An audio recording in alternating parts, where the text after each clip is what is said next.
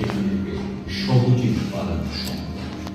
গুপ্ত এজেন্সির দ্বারা গোপনে বালিশে লুকিয়ে রাখা 7টি পিস্তল, দড়ির মই এবং বোমা তৈরির উপকরণ কারাগারে পাঠানোর প্রস্তুতি। অরবিন্দ এবং বারীন্দ্র ঘোষ সহ প্রায় 30 জন বিপ্লবী ছিলেন এই জেলে।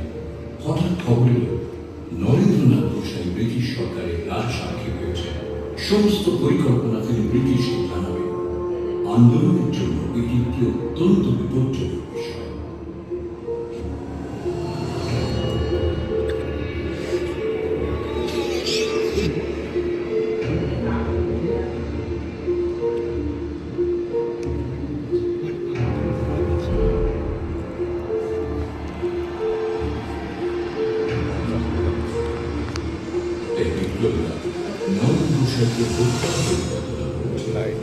কানাইলাল দত্ত এবং সত্যেন্দ্রনাথ বসু নরেন গোসাইকে হত্যার উদ্যোগ নিয়েছিলেন।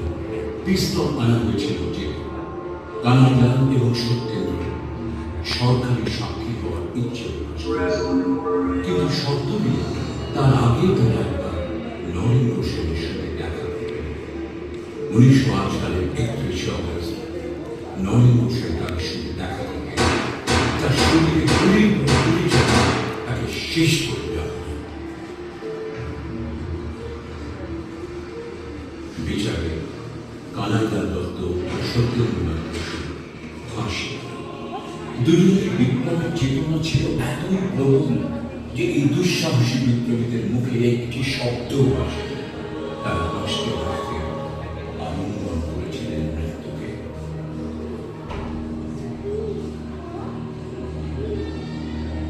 মানিকতলা বোমা ষড়যন্ত্র মামলায় অনেক বন্দীকে কারাগারে পাঠানো হয়েছে।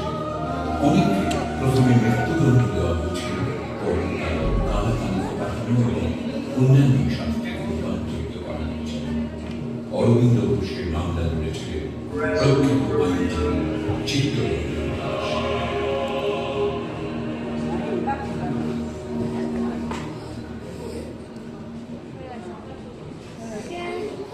বিপ্লবের অনির্বাণ শিখাকে চিরপ্রজ্বলিত রাখা হয়েছিল প্রতিটি